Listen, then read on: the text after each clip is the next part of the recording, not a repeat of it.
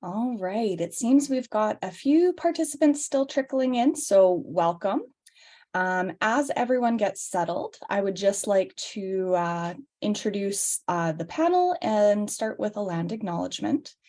So I'm happy to introduce this panel this morning from the traditional territories of the Blackfoot people, the Siksika, the Kainai, and the Piikani, and the Tsuut'ina, the Métis Nation Region 3, and all the people that make their homes in Treaty 7 region of Southern Alberta. I understand today that we've got people from across the country, so I encourage you to take a moment and acknowledge the land from which you're joining today. A quick housekeeping item is that this Zoom meeting is in a meeting format. So when it comes to the question and answer period, you will be able to unmute yourself as well as come on camera, which we encourage you to do so, but it's completely up to you. Just remember to keep your microphones muted while the meeting is ongoing. CSPC has always been a source of inspiration for younger generations in Canada. We have been the biggest nonprofit capacity builder in Canada with around 70 to 80 volunteers every year. Many of our volunteers are starting new student science policy groups, and we're proud of our legacy in capacity building. We've always covered young and fresh voices in science policy in virtual events and at our annual conference, and we're pleased to offer another amazing session today. I'm pleased to introduce Tools for Science Policy Education. How can the next generation advance the field of science policy? In this session, panelists will discuss the evolution of education in this field, starting with science policy emerging as a discipline within public policy, and then transition into how we can evolve and in various disciplines and encourage student-led initiatives which are shaping the field. At this point, I'm excited to introduce to you the moderator of today's panel, which is Dr. Shweta Gananapi. She's the Director of Outreach and Engagement for the Journal of Science Policy and Governance. In her day job, she serves as Senior Policy Advisor at the Natural Sciences and Engineering Research Council of Canada. Before joining NSERC, Shweta was Program Manager at the Canadian Science Policy Centre. Welcome, Shweta. Thank you, Jade. Good morning, everyone, and a good day to you if you're joining from an international time zone. Welcome to our session on science policy education. As Jade mentioned, I'm Director of Outreach and Engagement for the Journal of Science Policy and Governance, which we'll call JSPG during this session. And I'll be your moderator today. In my day job, I work as Senior Policy Advisor for NSERC, and I used to also work for CSPC before that. So it's a great pleasure to be back here. So I'd like to start by telling you a little bit about JSPG. JSPG is an internationally recognized open access peer-reviewed publication and a nonprofit, which has been around since 2011. This journal serves as a vehicle for students, early career scholars to publish articles on a wide range of issues in science and technology policy. JSPG also offers several professional development opportunities to bolster the writing credentials of early career scholars and trainees, and our aim is to engage them in science policy. Now, I'd also like to acknowledge that I'm joining you today from Toronto, which is the traditional territory of many nations, including the Mississaugas of the Credit, the Anishinaabe, the Chippewa, the Haudenosaunee, and the Wendat peoples, and is now home to many diverse First Nations, Inuit, and Métis peoples. Joining me at this panel session today is an esteemed set of speakers. So we have with us Dr. Monica Gattinger, who is the Director of the Institute for Science, Society, and Policy, full professor at the School of Political Studies, and founding chair of Positive Energy at the University of Ottawa. Dr. Gattinger is an award-winning researcher and highly sought-after speaker, a strategic advisor, media commentator in energy and climate policy sectors. So welcome, Monica. We're also joined by Dr. Jean-Christophe Mauduit, Senior Advisor for International Engagement for the Journal of Science Policy and Governance. He goes by JC, so that's how I'll be referring to him today. So in his day job, JC is a lecturer in science diplomacy at the University College London in the Department of Science, Technology, Engineering, and Public Policy since 2019. We have with us from Panama today, Kim Portness, who leads the Science, Technology, and Policy STEP Fellowship Program at the Inter-American Institute for Global Change Research, or the IAI. She lives and works in Panama, where she's also an adjunct professor at the Institute for Scientific Research and High Technology Services. Welcome, Kim. And finally, I'd like to welcome Dr. Sean McKirk, Deputy Director at the Natural Sciences and Engineering Research Council of Canada, and NSERC, an alumnus of both the MITAC's Canadian Science Policy Fellowship and the Government of Canada's Recruitment of Policy Leaders programs. Sean is also a longstanding member of the boards of directors of ACPAS and of the Science and Policy Exchange, where he supports and advocates for the inclusion of the next generation of researchers in science policy. So a warm welcome to all our panelists.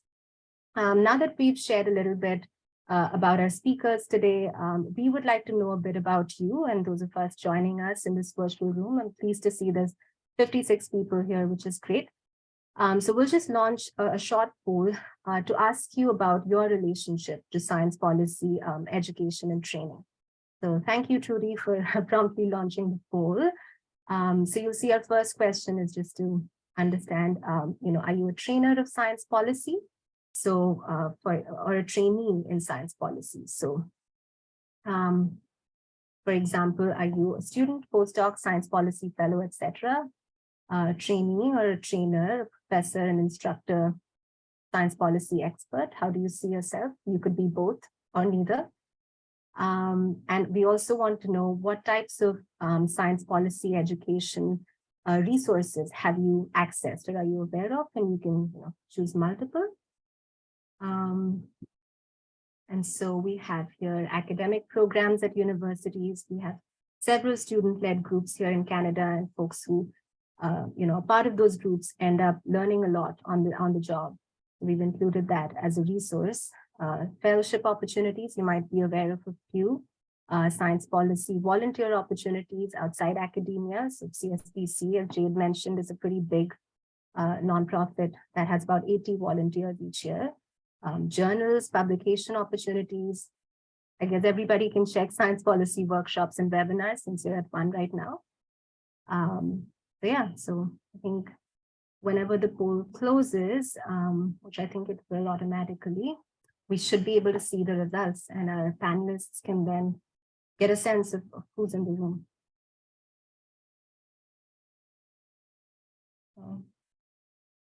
All right, so here we see we have, it's a nice, interesting mix of folks. So we have 60% of the room is trainees. So for information to our speakers, we're talking to a lot of trainees today. We also have some trainers, which is fantastic, and some who see themselves as both, and some who see themselves as neither. So we have folks with a different relationship to science policy, and hopefully we can, speak to all of them today. And in terms of resources, it's a really nice mix. I think people seem most familiar with science policy workshops and webinars, but also seem to have a good amount of experience with some of these other types. But I do note that the academic programs at universities are sort of relatively, perhaps the least interacted with from this list. So with that knowledge, I'll just thank all of you for your responses. So we've noted who's in the room. In terms of the session format now, we have about 50 minutes of discussion time with our esteemed panelists from various sectors who will share their perspectives on the evolution of science policy education in Canada and the Americas. This will be followed by about 20 minutes of Q&A, where we would like to hear from you, our audience. And you have the opportunity to unmute, turn on your cameras if you're comfortable, and to share your comments and questions. So without further ado, I will start off the discussion with a question for you, Monica. So as director of ISSE and a professor of political science at U Ottawa, in your view, how has academic training in science policy evolved in Canada in the last decade? How would you describe the current status of academic training programs and research in science policy, not only in Canada, but also with your view internationally? Great, thank you so much, Shweta. It's Such a pleasure to be here. I'm joining from the unceded territory of the Algonquin people here in very, very chilly Ottawa. For those who aren't in Ottawa, we are facing minus 30 something, close to minus 40 with the wind chill today. So it's a chilly day. Very glad this is virtual and I didn't have to leave the house to participate. It's a real honor to have been invited to participate in this session. So much of the efforts around science policy, education, and training are really coming from our next generation researchers. So as somebody who definitely couldn't be qualified as an early career researcher, it's a real honor and a pleasure to participate today. So I hope my perspective will be helpful. So I'm going to focus, as Shweta mentioned, a few remarks around science policy education in Canada. And I think, as Shweta noted in my bio, I'm coming to this topic through the door of public policy. So my training, is not as a scientist. It's from natural sciences, engineering, or health sciences. I'm coming as a social scientist through the door of doctorate in public policy studies. And I think that's a relevant thing, kind of a distinction to note, because most students that I meet come to science policy through the door of science. And by that, I mean natural sciences, engineering, health sciences. And to my mind, that distinction is quite important in terms of the current and future of science policy education in Canada. And I'm going to come back to that in my remarks today. So I'm going to just start with the good news. I am so struck and just it's been such a privilege as director of the ISSP to see the level of demand and interest and action and initiatives that are coming from early career researchers, next generation around science policy. And in Canada, I think we're really well served and increasingly well served. The last 10 years have just been, the last 5, but the last 10 have just been really an explosion of opportunities for science policy training. So the creation of the MyTax Canadian Science Policy Fellows Program. We've got Science Meets Parliament. We've got just phenomenal student-led organizations like Science and Policy Exchange and their local quote unquote branches like Ottawa Science Policy Network and others across the country. And all of those organizations and initiatives are just doing a tremendous job of offering science policy training through things like Science Policy 101 workshops. So there's really no shortage of places for students interested in science policy to plug in. So that's the good news. What I want to focus in on in my remarks, because I'm an academic and that's where my mind goes, is the sort of less good news. And I think the responses to the poll really underscore this. And you noted it, Shweta, in your comments on that second question, where there were much fewer responses of people saying that they plugged into formal academic programs for their science policy training. And I think in Canada, we're less well served on that front. There are relatively few formal academic programs to receive scholarly training in science policy in Canada. So we've got, across the country, there are individual courses in undergraduate or graduate programs. At the graduate level, those tend to exist in public policy programs. You have a lot of policy and public management, public administration schools across the country. So there are opportunities there in terms of individual courses. We have a number of small, what I think of as kind of interdisciplinary boutique programs. We have one of those at the Institute for Science, Society and Policy. We've got a collaborative master's program in science, society, and policy. So this is where students, in an individual discipline, they're doing their disciplinary training. They add a collaborative master's onto their training, get some training in science policy, and then they graduate with a specialization in science policy. Or sometimes there are specializations within the context of individual masters of public policy programs. But I think, again, back to a comment I made a moment ago, many students are coming to science policy through the science door, so aren't necessarily going to be in those programs. And I'm going to come back to that. And then, we've got a number of graduate programs that deal with specific elements of science policy. So, for example, masters in environmental sustainability and the like. So I think for students, that it's in a university context, it's, you sort of have to hunt out if there are programs, hope that your institution offers something. And there's definitely no guarantees on that front. I think another element for students that can be a bit, there can be a bit of a misalignment there in terms of when students become interested in science policy, which often is later in their programs, and then what programs are available at that point for them. So, why do we see here in Canada perhaps lesser levels of formal academic opportunities than we might? Now, there are multiple reasons for this. I'm going to point to a few. And I'd be happy in the discussion session for people to say, no, Gattinger, you're wrong. We've got lots of opportunities, but that's not my assessment. So a few challenges that I'd point to. So the first would be that, science policy by its very nature is interdisciplinary, and creating interdisciplinary programs in university is fairly challenging, and that would be putting it mildly. And some disciplinary programs, and we've seen this at the University of Ottawa, they struggle to accommodate additional topics within their curriculum, so that can be a bit of an issue. But I think, and this is where I really want to kind of put forward a message for today, is that universities, you need political will to create programs or specializations with programs or even individual courses. So this brings me, I think, to a really important point. When it comes to science education opportunities within universities, they don't just fall from the sky, right? So it's very rare for university leadership to say, we need a program in, whatever the topic is, let's create one. Generally, for the most part, programs and the creation of programs are coming from professors like me, right? It's folks who say, this is an area where we need programming and structured opportunities for students to learn.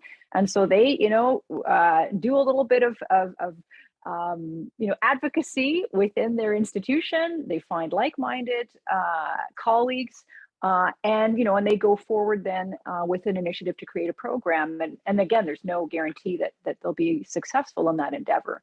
So I think, and this is my key message for today, if you don't have a sufficient body of science policy scholars in the country, you're unlikely to have a lot of opportunities for formal science policy training in universities.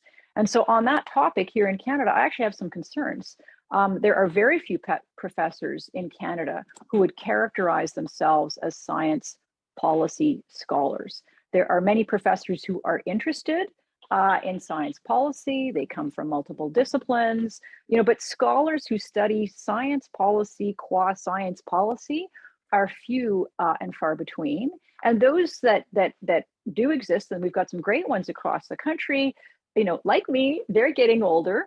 And there's no obvious relève, there's no obvious sort of next generation succession of science policy scholars coming up behind them in terms of the professoriate. So, this brings me back to my point, and I'm going to start to get to closing here, but I will end on a positive note. But this brings me back to my point about, what door do you come through to enter the world of science policy? Is it a natural sciences, health sciences, and engineering door, or is it a social sciences, humanities, and arts door? Most students I meet are coming from the former, right? They're coming from science, engineering, health sciences. I see very few students coming from social sciences and humanities. And just by way of super quick example, I've been a professor in a public policy program at the School of Political Studies for 20 years now. We've had an MA and a PhD in public policy and public management for 15 of those years. Over the course of that time, so 15 years, I have had 3, count them, 3 students interested in science policy. And that's interpreting it broadly. And only one of them was a PhD student, right? In other words, somebody who could go on to become a professor.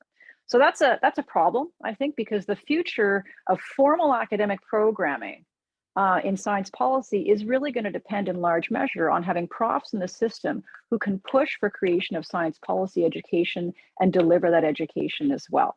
So I'm going to wrap things up now, Shweta, because I know you want to move on to our other speakers, but what can be done to address that? Happy to get into more of a discussion in the Q&A session, but I think there are things that can be done at the student level, at the level of institutes like mine, the Institute for Science, Society, and Policy, at the level of individual professors. But this is not a short-term problem to tackle. This is a longer-term problem to tackle, but it's a very important one because we're going to need science policy education to deal with many of the grand challenges of our time. whether it's climate change, health pandemics, AI and robotics, so this isn't just about fulfilling or stimulating student demand, but it's also about fulfilling societal needs. That's where I'll end, and looking forward to the discussion afterwards. Thank you, Monica. I had so many thoughts as you were speaking, but your remarks were really very, very comprehensive, and you almost addressed them as you went along. It is very striking that there is so little happening, or not happening, but there's so little progression in terms of where science policy research is going and where those scholars are going to come from and how they will be trained. And then how will we generate that knowledge that can then perhaps be applied to evidence-based decision-making to address those grand challenges, as you said. So just wanted to underscore the importance of this type of scholarship. I don't know if there are comments from any of our other panelists on what Monica said, but I'm glad to then move on with a question for JC now. And we'll change tracks a little bit here, but we were talking a lot about academic and scholarly training, but we're not veering too far away. We're going to talk a little bit about scholarly publishing. JSPG was launched in the United States about a decade ago. So could you share with us a little bit more about what is the vision of this journal? How has it supported training in science policy? And as JSPG's senior international advisor, as well as a lecturer at UCL, what shifts have you observed in the scholarly publication space? What trends are you noticing? Yeah, thank you, Shweta, and thank you for the organizing the panel and putting a wonderful panel together. Happy to be on it, and I think we'll also get a little bit into my own background and department later on. I'd love to add also and have a discussion with Professor Gettinger, as well as coming from a department at University College London as my day job in the Department of Science, Technology, Engineering, and Public Policy, where we do have master's students studying various strands of science policy. And we see some different dynamics at work, so I'd love to get into a little bit of a discussion in the later part of the panel. So putting my hat back on of advisor and international engagement for JSPG, I've been with the journal for quite many years, starting as an associate editor and then helping the journal in any way I could, so I could sort of see the ins and outs of the journal.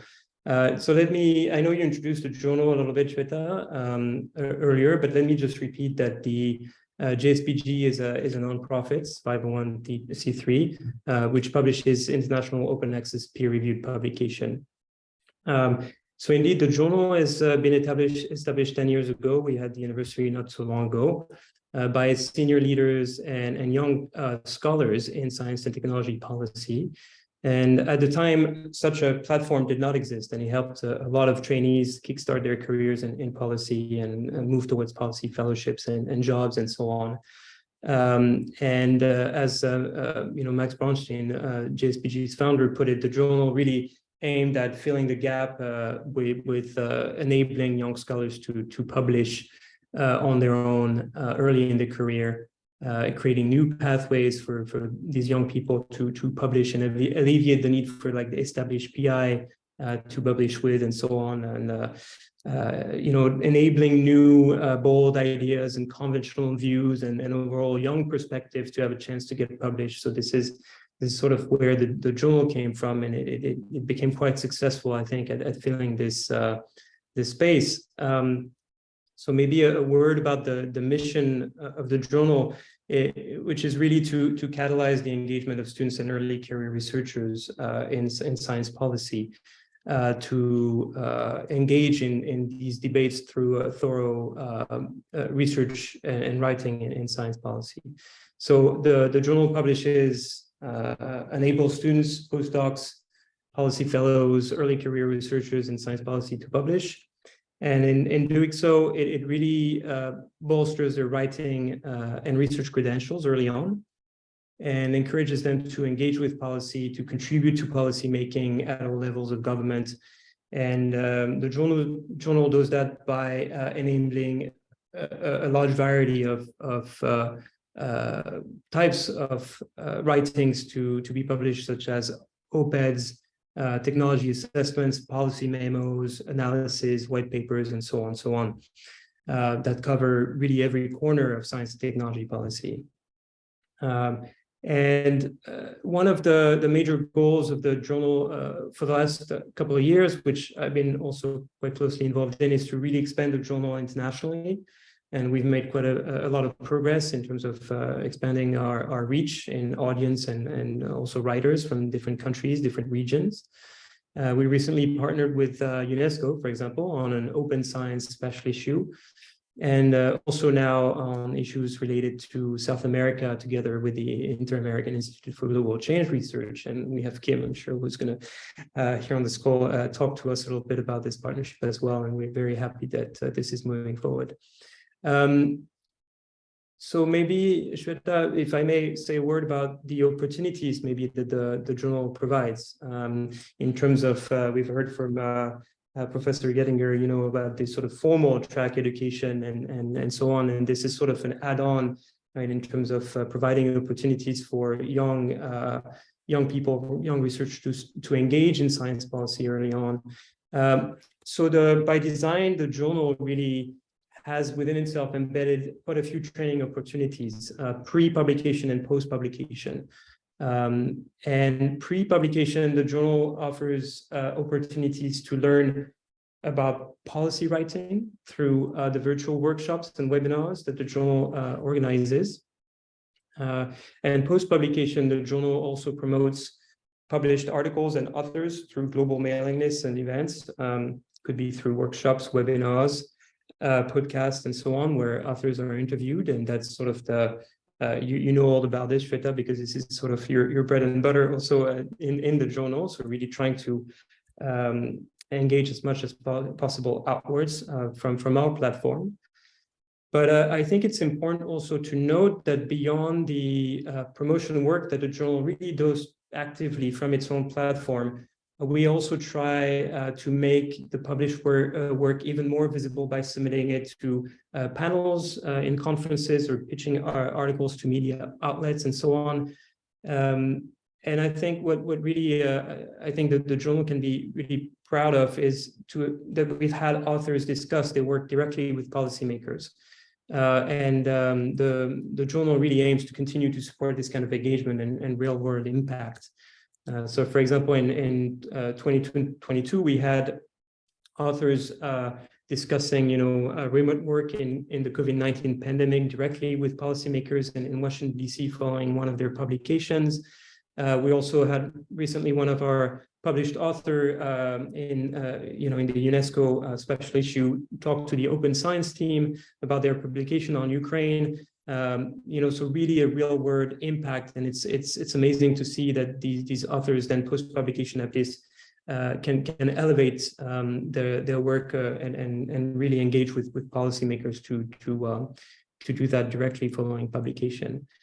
So maybe one last thing that I'd like to mention is that beyond the opportunities that I discussed about knowing about the writing process, understanding how to write on and for science policy, and the sort of post-publication engagement with policymakers and policy impact, the journal offers also opportunities to engage with the journal itself within the journal, to understand sort of how a journal works from the inside and get a grip on really what is meant by a journal publishing on science policy. And that includes, for example, being a member of the editorial board, and reviewing papers, and that really builds up your understanding and also confidence in then writing in the peer review process, for example.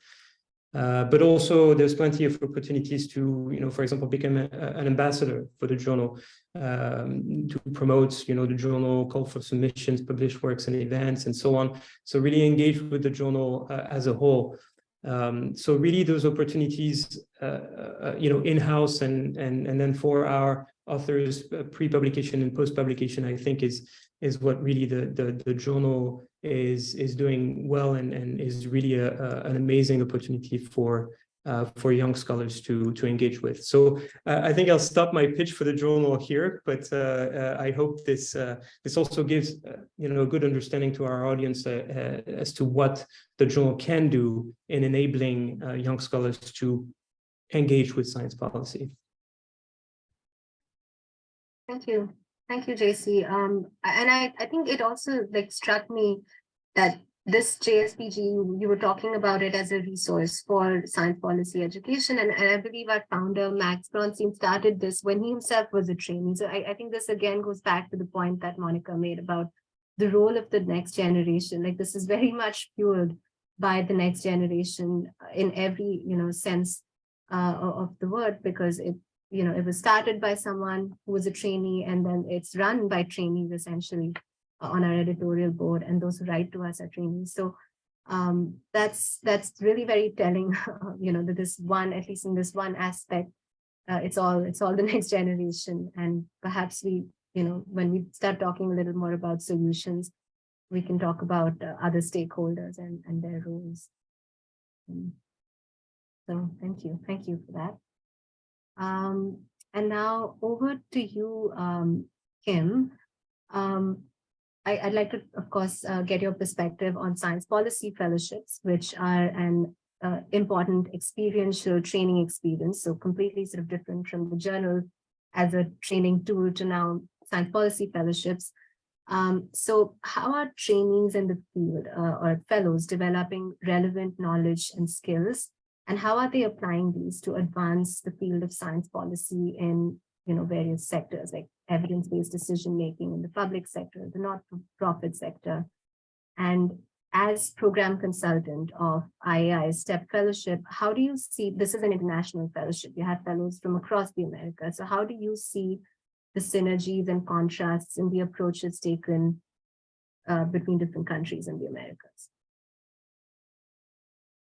Thank you, Shweta, for the question. Good morning, everyone.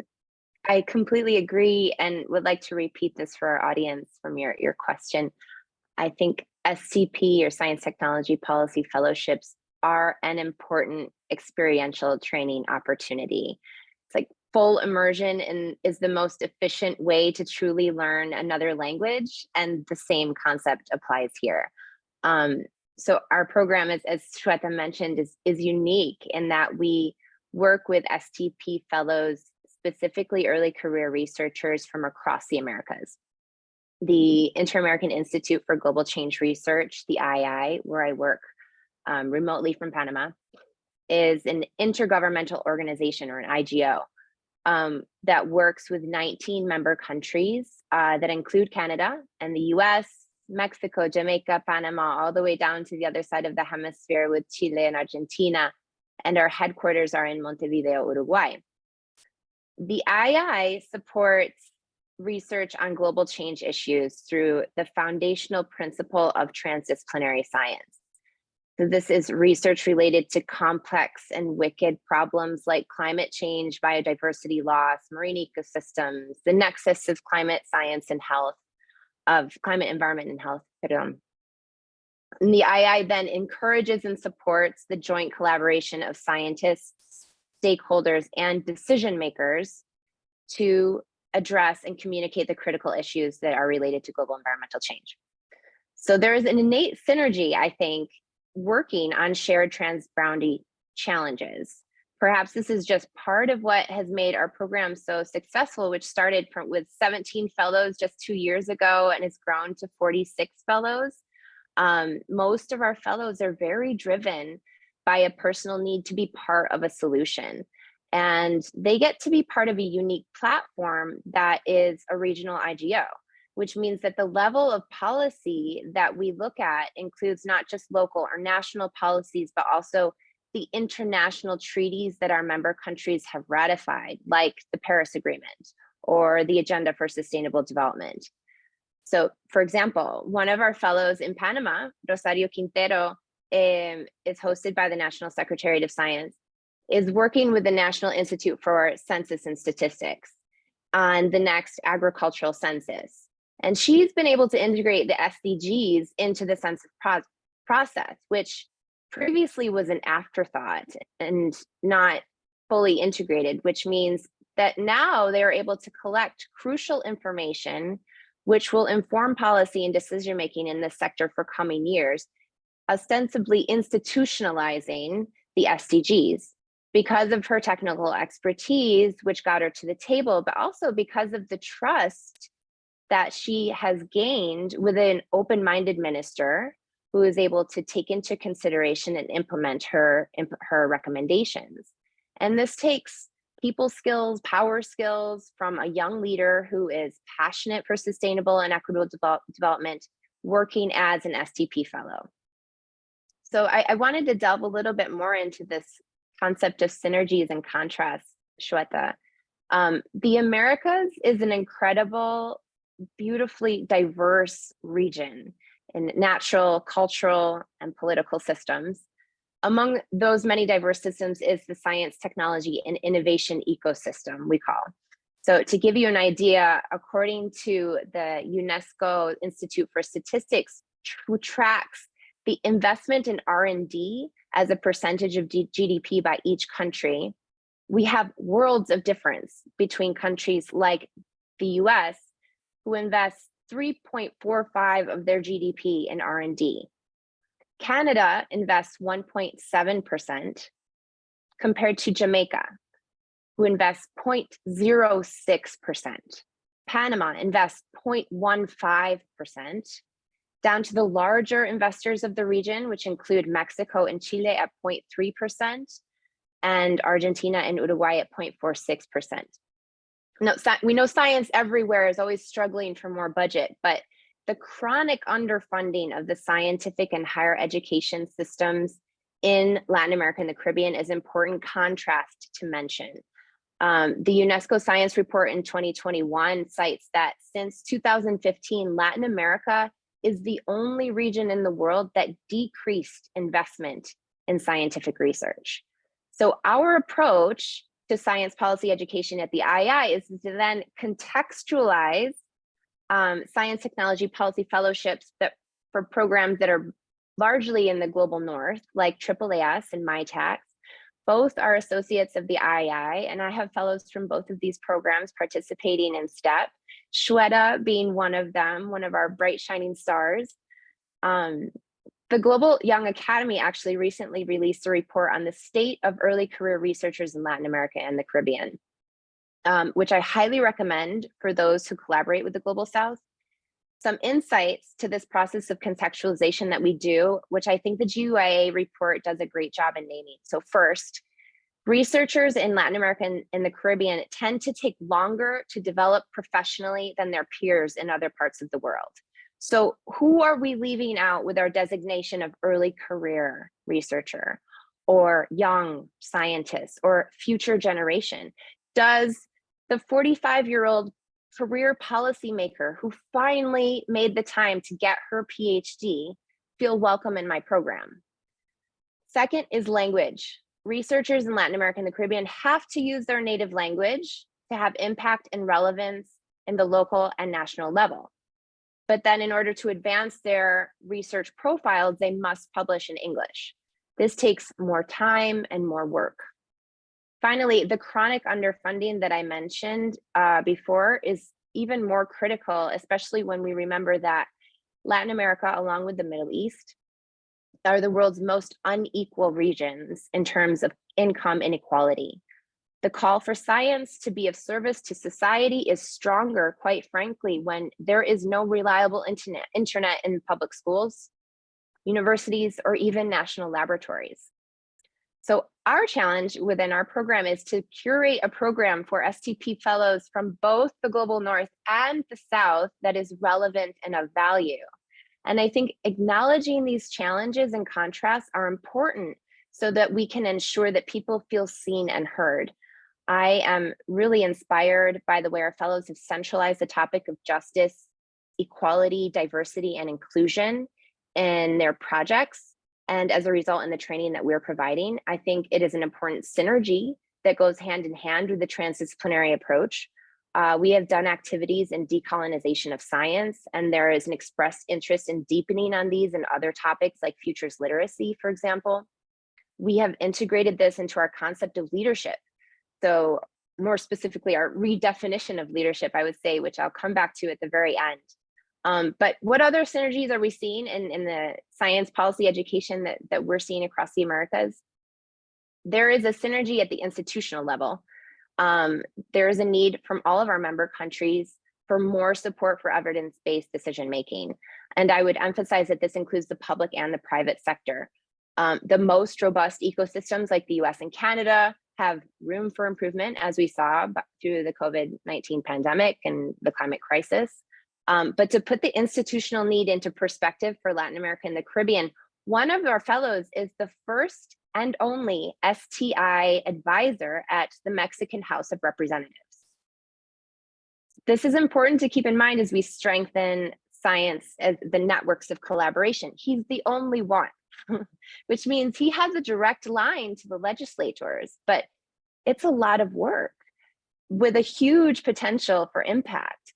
But what does he need in order to feel supported and succeed in this pioneering position in his country? And this is another synergy that I see, Shweta, which is the need at the individual level to develop skills and knowledge to work in that science policy interface, no matter where our fellows are working.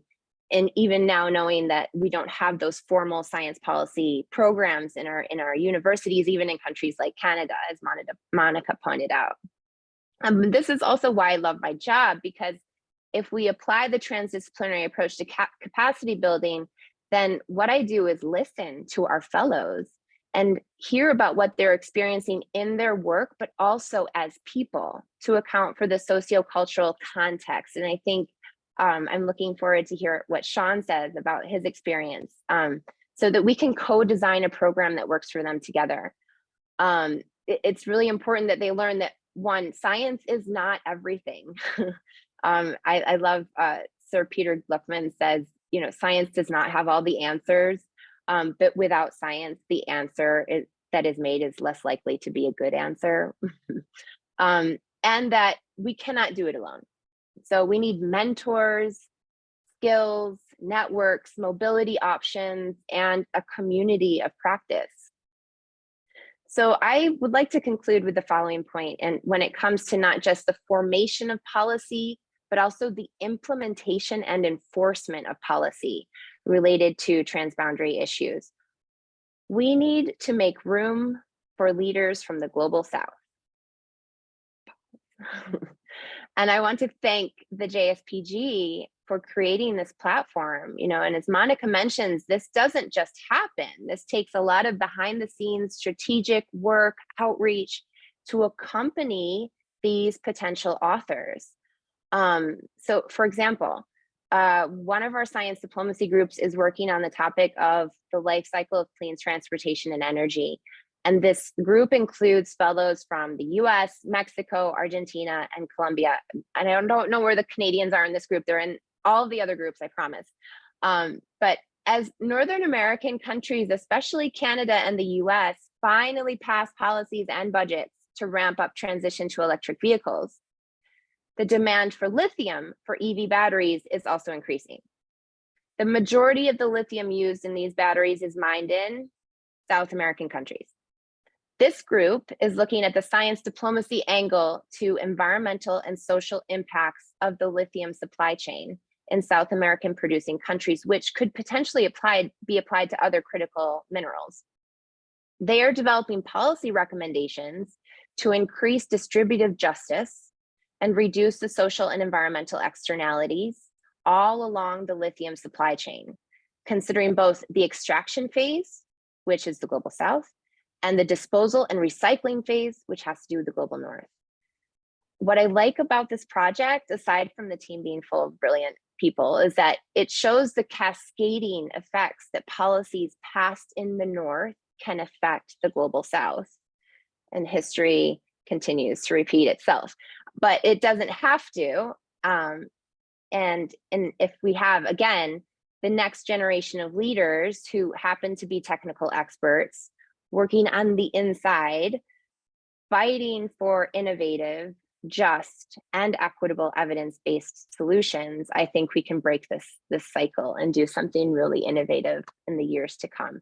But I'm going to leave it there, Shweta. I think I went over my time, but thank you so much for the opportunity to make this an international conversation. You, Kim, and to all our speakers and audience, we're doing great for time. So please do, speak from your heart and tell us, what you think on these issues. Kim, so many things you said resonated, but points about equity, I think, have particularly resonated with our audience. Like, who is an ECR? What does it take to communicate in a language that is kind of taken for granted all over the world, but is not? Maybe it's language you learned when you were an adult. So that's more work. And then the differentials in funding across the America, funding for science, and then the importance of science diplomacy. So we have a couple of comments in the chat. We had a question about the language of publication, which you mentioned it can be a great barrier for folks who want to communicate from around the world. And then we also have a point around Indigenous scholars in Canada, many of whom attend post-secondary education after they've finished raising their children, etc. So really, this is a very this work is very important, the work of the STEP Fellowship, and thank you again for highlighting it. So with that, I will now direct my sort of last planned question to Sean. So Sean, your journey in science policy has been very interesting. You started out at a science policy student group when you were a graduate student. You entered the Canadian Public Service as a science policy fellow, and you are now supervising other science policy fellows at NSERC. How typical is this path? What are some training needs you perceive for the next generation of science policy experts? And how accessible are these types of trainings? Thanks, Shweta. I'm also, like all my colleagues, really happy to be on this panel. Frankly, I could have just continued listening to all the other panelists for another few hours. And honestly, I've been taking a lot of notes myself. So I'm also calling in from the very chilly Ottawa region currently, so in the unceded lands of the Anishinaabe Algonquin Nation. I have to say I'm in a bit of an existential moment currently, because I just received yesterday a notification that I'm getting pretty close to 5 years of service in the public service, which is not a milestone I thought I was approaching. And so the early career designation is also starting to kind of leave the stable for me as well. I'm going to keep calling myself a little bit, I guess, late early career. But definitely started to think also about what my kind of long-term career plans look like and how I've developed up to where I'm at now. And the main answer to your question is absolutely not. My career path is not typical. I frankly have not met anybody who has a career in science policy who has followed a typical path. And I think even for all of those that have kind of come up kind of alongside me in kind of similar cohorts and different programs, that kind of thing. I think for most of us, as driven as we've been in trying to kind of develop our own career paths, the truth is, in fact, most of us really got lucky. I owe a lot of my career path to the others who were kind of building awareness of science policy ahead of me starting to get involved in this. If it wasn't for CSBC starting out in 2009, there wouldn't have been a small group of students attending who eventually decided to start a student group at McGill, which is how I learned about science policy in the first place. And this is through Science and Policy Exchange. Through SPE, we've been trying to build more resources by the next generation for the next generation. And we've seen the proliferation of different groups, as Monica was saying, over the last few years. And what we're really seeing is in Canada and the US and a lot of other countries, we're seeing students building opportunities and resources for themselves, for their peers, and for the next generation of students that comes after them. And I think what we're really seeing is that science policy training seems to be in large part about paying it forward. And I think there is a significant risk in this. It's not a very sustainable system.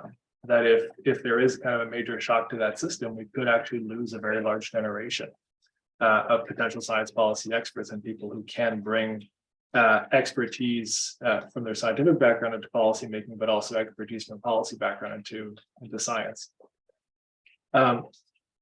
So like you said, I had the benefit of getting a lot of experience in science policy, starting my PhD. Of course, this was in large part due to my PhD supervisor being very supportive of that. And of course, there's a lot of privilege in being able to participate in extracurricular activities. There's been a lot of attention lately as to the chronic underfunding of students who are pursuing masters and PhDs. That also extends to postdocs. Many people don't have the luxury of being able to take on so much extracurricular work above and beyond potentially needing to have other jobs outside of this, family obligations and these kinds of things. And so having opportunities to engage in science policy while actually doing your master's or your PhD or what have you, and having it actually integrated into the program, having time allocated to do that, I think is really important to make sure that those opportunities are accessible to everybody. We mentioned I eventually joined the public service through the MITAS Canadian Science Policy Fellowship. As you mentioned, after a few years now, I've actually become a deputy director. I now manage a fantastic team that's comprised of people from all different backgrounds. I've helped to bring other science policy fellows into NSERC. I now am supervising a science policy fellow myself, which has really been a phenomenal experience. It's not only in terms of kind of paying it forward and trying to kind of bring up the next generation. I'm also furthering my own training in this as I'm learning more about what it is to advance the science policy and to kind of bridge this forward as I'm learning more about management, as I'm learning more about really the ins and outs of policy making and how it works in terms of building relationships between teams, between departments, between stakeholders, between rights holders, and to try to really have a body of expertise and talent that can bring the evidence that helps to shape policy making.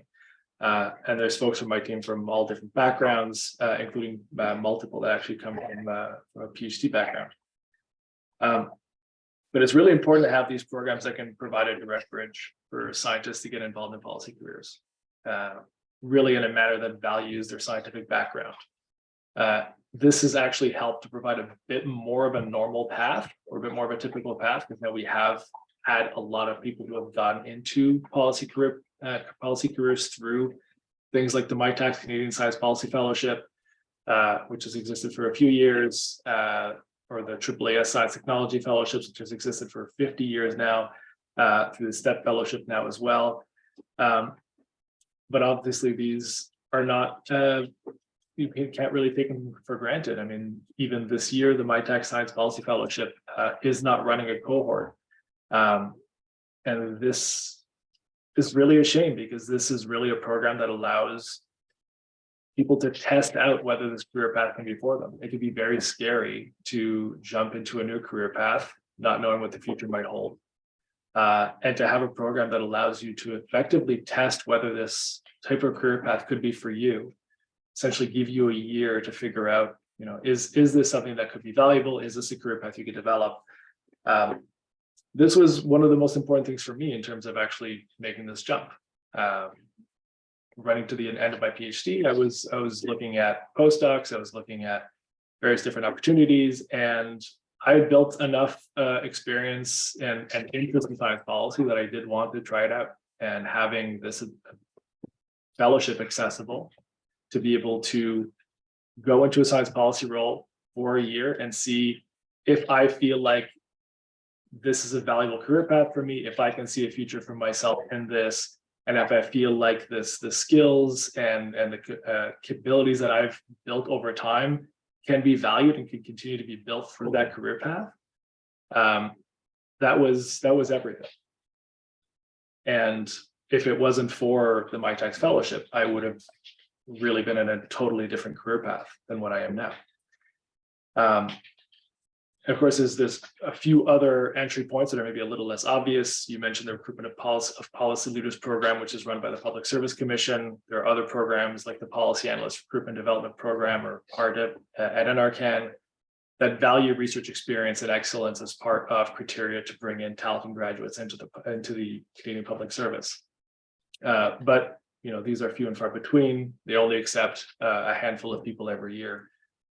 So they are part of a large group of solutions, I think, to try to provide more bridges for science policy, but we need a very large number of these to be able to accommodate all the people that may be interested. So I do hope that the MyTax Fellowship does come back in future years so that others can benefit from that opportunity. To kind of speak a bit more broadly about training, I think really what's most important from the get-go is just to have opportunities for direct engagement and dialogue in science policy, and to have that open to people of all levels and all ages. So we're talking next generation as broadly as that term can potentially be used, but everywhere from undergraduate to graduate to postgraduate, to simply people who have advanced in their careers and are interested in seeing what this type of career path might look like. The National Science Policy Network in the US has been building towards this, building off with a lot of science policy groups that have been developing over years. Now in Canada, we recently launched a new initiative called SciPol Canada, which is, again, multiple student groups coming together with support from different organizations like CSPC to try to provide an opportunity for the next generation who are interested in science policy to get engaged and to become more aware of what opportunities might exist. And it's great to see organizations like JSPG provide opportunities like the Science Policy Memo Writing Competition that I know a lot of students have actually benefited from, to be able to actually start building their own resume in writing about science policy. And there have been some graduate programs that have started building science policy learning directly into the curriculum, in large part through kind of singular kind of one-off workshops, guest lectures, these kinds of things, all of which are very, very helpful, but again, are not really a sustainable solution in the long term, since those really kind of live off the will of the people who are running those programs and who feel like science policy is an important part of those types of curricula. Something that really needs to be considered is a way for graduates who are coming from any background, whether it's from the sciences, the social science, humanities, to truly plan a career path in science policy.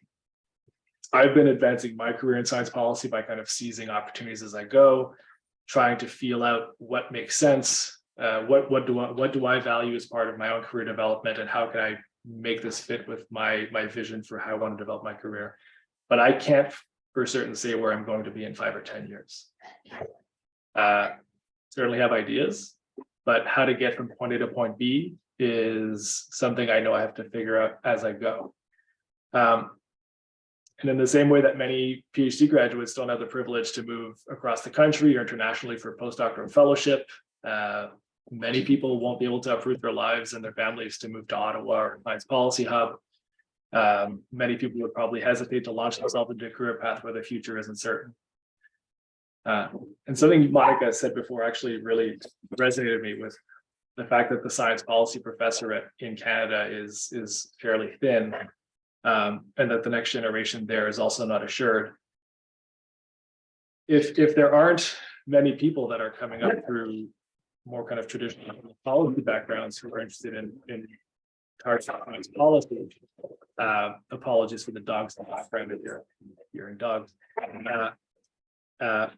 the absence of that, if so many of the next generation of science policy are coming from other backgrounds, from biochemistry or environmental sciences or quantum physics or what have you, what does the path look like for folks in these backgrounds to build towards a more academic science policy career path? you have so many people who are coming up through academia who are interested in science policy and would likely be very interested in actually studying science policy and doing this more directly. But again, I don't think there's a very clear path from point A to point B. I'll close there, but I also want to give a shout out to what Kim was talking about as well. I had the opportunity to meet with a lot of the STEP fellows recently in a trip to Uruguay, and actually have a book in the bookcase behind me, which it was written by a group of fellows who wrote about topics that they're really passionate about in science policy, critical issues that need to be resolved, and wrote them in English, Spanish, and Portuguese. And the impacts that book has had and the stories in that book have had locally has been incredible. But also, this has been one of my favorite books that I've read recently, just in terms of the quality of the work that's being done.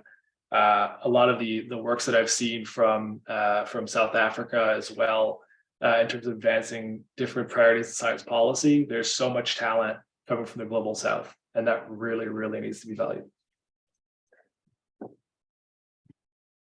Thank you, Sean. So we just got lucky, and there is no typical path to any science policy career then. And we have a lot of next generation kind of creating their own path.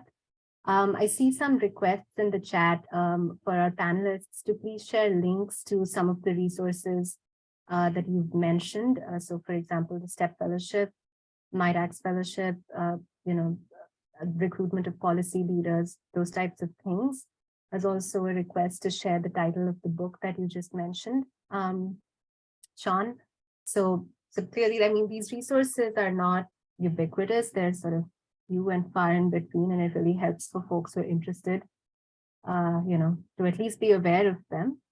And then, of course, there are other barriers, I think, to be navigated to actually get to them. So there's really a lot of work to be done in this space, and that there is some institutional support, but a lot of it is being done by the next generation, kind of paving their own path. So this now brings us into the Q&A section. I'm glad to note we still have a pretty full room here, so I hope you'll all feel welcome to ask your questions or just comment and really interact with us with your cameras and mics on. But before we get to that piece, I'm going to request Trudy to launch CSPC's poll, which is where they just collect a little bit of demographic information about the audience. And I've been on the other side of this. I used to volunteer with CSPC in their evaluation committee, and I know we take this data very seriously. And CSPC will, try to understand who's in the audience and, tailor future events to your interests and to meet your needs. So please do take a few minutes. I think it's just 3 short questions. I already see a hand raised by Gavin, so I'm going to invite you to please unmute yourself if you're comfortable and turn on your camera and join us, Gavin. Hi, everyone. Thanks so much for your thoughts today. I was wondering if you could expand on this, so it came up a few times that there's not really much, there's like a growing landscape for academic science policy in Canada. And I guess I was thinking there might be a lot of scientists who aren't necessarily researching science policy for their day job, but that might be interested in submitting papers to science policy journals on topics that they have expertise in. So besides JSPG, which I think is an excellent initiative, and I'm looking forward to submitting there myself, but what else is out there, especially for people who maybe are not early career anymore, but they still want to be part of the conversation? Thanks. Thanks, Gavin. I'm going to treat this as an open question. I wonder if, Monica, you're well equipped to answer this one, but we'll also take comments from all of our other speakers. Yeah, well, I hope somebody else will have a more positive answer. I think one of the big challenges is that if you're looking at academic journals, they predominantly, tend to be disciplinary focused. If they are interdisciplinary, they're, for the most part, looking for folks who really know the literature who probably have had formal academic training in the field. And so it challenges the sort of pracademic profile that you're referring to have a have a platform. So I'd be really interested to hear from other panelists if they have some suggestions, or others on the call if they've got some suggestions. Without tipping my hat too much, and Gavin, you sit on our advisory committee at the ISSP, so we're in the process of putting together a new initiative that might help to provide a platform for this sort of thing. We're keen to try to do that. But clearly we would need, from a broader ecosystem perspective, multiple platforms. It's a bit of a challenge, and it gets back to this whole question of sort of what door do people come through to get to science policy, and what does that mean in terms of their opportunities, in this case for publication.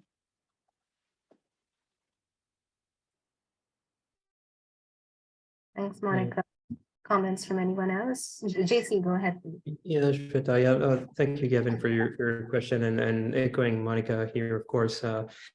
Totally. So there's quite a few journals indeed that are geared towards academia or academic researchers in science policy and so on. And interestingly, by the way, if you Google science policy journals, JSPG will be there, top of the list, of course, but there are, big journals like Science and Public Policy or Environmental Science Policy and all these journals. But as Monica said, they're sort of a bit gated, right, and cater to a specific community of researchers. In my field of science diplomacy, interestingly, the field hasn't developed so much that we have like big official journals. So, for example, we have this sort of, as Monica was describing, a bit of a mix of practitioners and scholars there, where it's a bit more accepting in terms of who may be publishing in there. But that's from my field in science diplomacy. So there's Science and Diplomacy that's published by AAAS, for example. And other such publications that are, I would say, a little bit more accessible than the traditional sort of academic journal, academic publication, and are also geared towards practitioners and policymakers. But that's I think the extent of my knowledge on this, and there's definitely a gap here that maybe should be filled, right? And there's the other gap also that's being slowly filled, I think, in terms of science policy departments, is to help researchers or let's say engineers or technologists working in universities to access policymakers and have impact on public policy without necessarily publishing, but it could be through publications in a way, but in mainstream journals or op-eds or whatnot. But for example, my department has what is called a policy impact unit, and it helps faculties like engineering and so on to bring some of the ideas of researchers directly to policymakers and help them with that interface. So I know that there are quite a few universities also like MIT and others that are doing these things. But in terms of pure publication and that sort of nexus that you're talking about, yeah, it's very difficult. Yeah. Gavin, if I may, I'll just share like a personal anecdote on this. I asked myself the same question when I did a study with one of my friends from graduate school. So I'm a chemist. I have a PhD in chemistry, and so does she. But we wanted to write a paper about the professional development opportunities for STEM graduate students and career development. So this is not a chemistry paper, of course. And we were looking for a venue where to publish, and we really wanted it to be open access because, we felt that the audience would not all have subscriptions to these journals that we traditionally do in academia.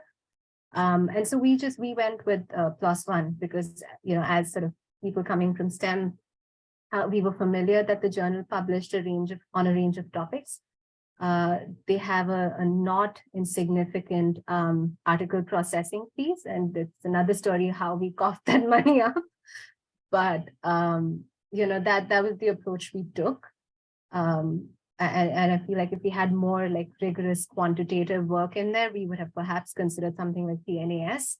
and again, this is like us coming from our world of, chemistry and biochemistry and the journals that we're familiar with and just kind of taking a chance.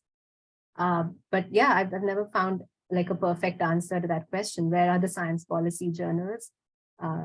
It's great to have JSPG, and that makes it even more, its presence even more important. But really, like, there should be more of an ecosystem here. That's my 2 cents on that. Great, that's really helpful. Thanks a lot. Thank you. And I see that we had another question in the chat from Kevin on how can IAI best integrate traditional knowledge and indigenous voices into STEP and science diplomacy in general across the Americas. I know that you posted something into the chat, Kim, but I wanted to just invite you to also elaborate on that if you like. Yeah, sure. As I mentioned in my talk, it's happening organically through our STEP fellows, having this be a priority and area of interest in environmental justice and bringing a diversity of voices to the table. So, Monica, I was laughing because I would say maybe 50% of our cohort is from hard basic science STEM related fields, but then the other half are social scientists. And I love the combination and richness that brings. And so as a result, we also come from the angle of transdisciplinary science. So for 30 years, we have been financing research that is done through co-design and co-production and working with local communities and working with indigenous communities. And this is not the traditional way of doing science. So it's not easy to get published. It's not easy to get long-term funding because it takes much longer. There are biases to overcome and a lot of history that needs to be reconciled and named. So I think that going through these processes and learning opportunities to talk about decolonization of science, to talk about implicit bias, and bringing and valuing these voices as co-authors on papers, if they're participating in research, is really important. I wanted to add, maybe segue a little into this conversation that we were having about how, the pathway in not being very well marked. And one of the things that we're trying to do in our program is, yeah, we work with individual fellows, but we're really trying to push for the institutionalization of these science advisor positions. And one of the things that we advocate heavily for is that our fellows need to be paid. They are not volunteers. And I think this goes back to what Sean was talking about. You were lucky to come across, certain people who were able to open doors for you. But, these are PhDs who have invested a lot of time and a lot of money, depending on where they've studied, to get to where they are. And then to work for free is, I think, a privilege that a lot of people cannot. And I think we see this in a lot of fields, like in the legal profession. You are expected to work for free at, a law firm in order to climb the ladder and get into positions. But that excludes a whole lot of people. And so I think by insisting that our fellowships are paid, which is also part of the pain that we feel with my tax, closing the cohort for next year, what kind of message is that sending? It's closing doors to those that may be interested, but they can't take the risk of leaving that career path to try something new. And I wanted to add that, because I think we really need to diversify and bring as many different voices to the table when we talk about science policy. And I guess I've been dying to ask Monica, when you pitch your program to, the deans and to the decision makers at the university, what is your pitch? How do you make the study of science policy seem sexy and attractive to not only the university, but then also to incoming fellows and maybe even some people on this call? I'm a geek and I would love to study it more, of course, right? But what is the selling point, and why is it important to have that formal training and what are the points that you bring to the table? What a great question. So I was not involved in the creation of the program, so I can't speak to what, sort of what the initial pitches were for its creation. What I can tell you, though, is that my conversations with deans, particularly, in the sciences, in engineering, they, and their vice deans of graduate studies, they see this interest coming from their students. So one of the challenges that we have, though, and I don't want to get too deep into the weeds, is kind of how to bring the availability of the program to the awareness of the students at the right time, because it is an add-on to their disciplinary training. And so there's sometimes an alignment issue there, Kim. So yeah, students are interested, but sometimes they're not necessarily interested until closer to the end of their program. Well, then it kind of doesn't work anymore, right? So we're trying to square that circle. I think where there is different interests from different parts of the university, I would say in the social sciences, humanities, and the arts, there's a real interest in those faculties to contribute, and it goes back to your point about transdisciplinarity, to contribute what their disciplines can bring to the study of science policy to the table. So there's that real interest in boundary spanning or boundary crossing, which I think is terrific. And that is, probably in the first instance from a research perspective, but also increasingly from an educational and training perspective as well. So I think, Kim, what I'm, at that leadership level, at least at the current configuration here at the university, there's a really strong support for the existence of the programming. For us, it's making sure we connect with students, making sure that we're bringing on board all the different academic departments who would have students who would potentially be interested in this. And that's sometimes where we run into, oh, but our program, it won't fit because of this requirement or that requirement. And then the kind of interdisciplinarity piece, we have some obstacles to overcome. But, bottom line, at this point in time, the configuration, at University of Ottawa is very positive and very supportive of this kind of training. Thank you, Monica, and thank you, Kim. I see a very helpful comment in the chat. I just hope it hasn't got lost, from Dominic. To add to Gavin's question, there are a lot of discipline-specific and generalist journals that submit perspective pieces on science policy, open access, and free of charge. Facets is one in Canada, but there are others like Science, Nature, plus Biology, and they often have sections like Science Policy Forum. So I just wanted to, there's a lot happening in the chat. We're trying to share resources. Thank you. I see Mehrdad has his hand up, so please, Mehrdad, join us. Thanks very much, Shweta, and thanks to your panelists. It's great discussion.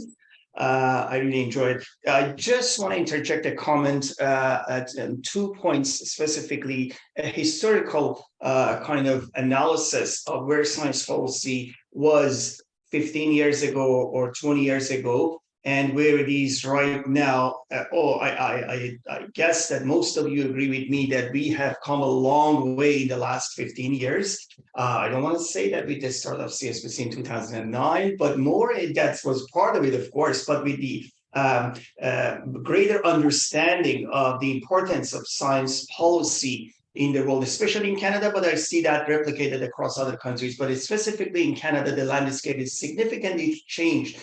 We were told many times, I've said this story many times before, that we were suggested to change our name because science policy is not known, nobody knows, it's not attractive, you cannot fundraise, etc. We were coming from that world, that science policy was not in the radar of any organization. And right now, look, we have replication of various institutes, Academic Institute, ISSB is one of them, Science and Innovation Policy Center, Saskatchewan University is another one, the McGill Center is another one. So the emergence of these centers, and obviously a lot of non-for-profits, CSPC is one of them, of course, one of the pioneers, and a lot of this is a great hope, a lot of student groups across the country in various, which you guys mentioned. So a great understanding, or at least awareness about the importance of science policy in natural sciences and engineering. That's for sure. But your point, Monica, is so true that when it comes to social sciences and humanities, there is still not that great level of understanding among the students and also maybe even faculty. Part of it is the multidisciplinary nature of this when this applies to these social sciences and humanities. But at least at CSPC, from the very beginning, we have mentioned that our definition of science is the broad definition that encompasses and includes social sciences and humanities. So we have some work to do on that. So we have to make effort. And I fully agree with everyone that we need more, perhaps, academic and scientific journal when it comes to science policy. But keep that in mind, the publications, there are papers published in various other journals. It's just not under the name of science policy, but it is science policy papers that are published in other journals. I'm proud actually to be part of the board of the JSPG in the past 3 years or so. And it's great work that they are doing. And keep that in mind, CSPC is always open to pursue some of these recommendations, new ideas, get engaged with us on a volunteer base, and as well as the editorial piece, which is, I think, a very good kind of channel for especially fresh voices to be echoed across the community and connect with greater population. And Monica will look into you to kind of be the channel to social sciences and humanities when it comes to science policy. And we have work to do. And thank you very much, by the way, for this exceptional panel. I really enjoyed it. Thank you.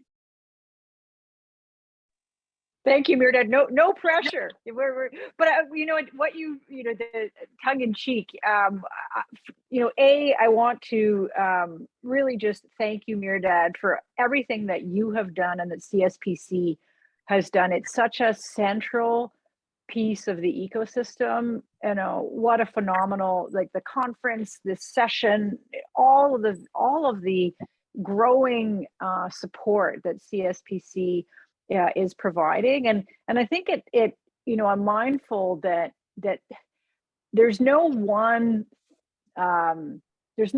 piece of this ecosystem. That just sounds so silly, but it is a large ecosystem. Every element of it, whether it's CSPC or SPE or MyTax or centers like ISSP, they all have their role to play. But I think Sean is absolutely right. I really take that seriously, what he said about you knock one piece out and it can have some really strong effects. So I think there's really a room here or an importance here for when that happens. Well, what can the others do to step up, whether it's temporarily or in a permanent way? And the CSPC, again, thank you, Mirdad, for everything that you have done to bring the CSPC to where it is today, because I think it provides such a wonderful platform to have those national conversations that are of crucial importance.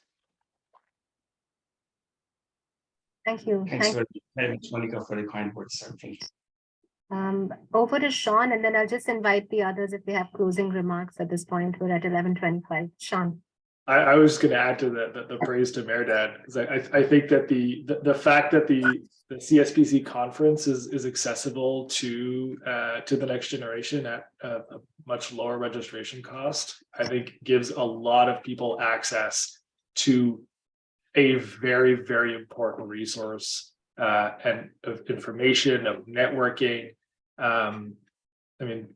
For however long I was involved in trying to find out more about science policy, the first time I attended CSPC was really when it kind of opened my eyes to how broad of a sphere science policy was, and how far it would go, how many different topics and issues can be addressed, the different types of careers that exist across. We often just talk about the government type careers, but the nonprofit sector, even the private sector, there's science policy is so vast, and being able to have access and actually see the vastness of this, I think can help a lot of people to see what's available and see what's accessible to them and what kind of careers they could explore, and where the skills that they have and their interests can fit.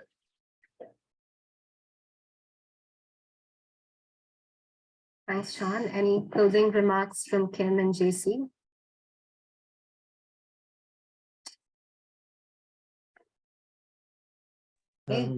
And I can say just a word. I think Shweta, but maybe Kim, you want to close it off after me. But I think there is definitely an issue also of systemic funding and lack of institutional positions as well, in terms of there's a lot more, I guess, demand and push from the young generation to actually get into these careers, get into these pathways, do research in science policy and diplomacy, or even get into the practice, and they hit a bit of a bottleneck. So I think there's a lot of work to be done to get the institutions to provide a bit more funding for the research so that the universities can follow and provide also a bit more opportunities in terms of this. And I think in a way, and maybe Kim, you can jump in right after this, and we see a lot of movement in what we refer to as the global South. And I think the next the next big thing is going to come from a lot of the countries that are booming into the science policy and science diplomacy world, and that's across Asia, the Americas, and so on. So I don't know if Kim, you want to say about a small word about this, but yeah, we see a lot of movement, and I hope there's more movement and everybody follows through. So yeah, no, thank you, JC. And I would say the movement has been there. It's opening up the table and making those that are doing that work feel welcome, and creating spaces. And so then I would circle back to the incredible work that CSPC is doing. I am not Canadian, but Canada is a member country of my institution, but I feel incredibly welcome in this space, and it has been very inclusive and engaging, and it's an important part of the ecosystem. So yeah, I would say, it's crucial to get through those bottlenecks that are, that JC mentioned, that are funding related, but also doing science policy, doing policy work in general is hard work. I mean, working with the government is hard anywhere that you are. And I would say, especially in Latin America and the Caribbean and the global South. So we need these spaces of community support and networking. And that's why it's so great to be part of this. And when we think about the science policy, I would encourage you to lean into what Sean said. It's the vastness of the field. And so a policy that is passed in Canada has impact in other places in the world. And so it behoove us to really think about, are we inviting the other disciplines, the social scientists of the world, the community leaders, the local stakeholders, the indigenous groups, the other countries, looking at the supply chain and the entire systems or feedback loop of the policies that we're looking at, to really make it a global movement. And again, thank you, Shweta, for putting together such a wonderful panel. It's been a pleasure to be part of this group. thank you, Kim, and thank you, everyone. We're 11:30 on the dot, so I'm just going to close this by saying that if you enjoyed this session, please keep up with the others that CSPC organizes. So we'll be dropping that information into the chat. You can follow them on social media and attend these types of events in the future. Thank you so much to our panelists for this very insightful discussion. Of course, we spoke a little bit more about the problems, but we had 90 minutes. But I think we've really opened up a nice can of worms, and there's a lot of work to be done. Thank you. Thank you, everyone, for joining. Thank you, Shweta, for organizing. Much appreciated. And Thank you so much, CSPC for everyone. hosting. Thank you. Stay warm.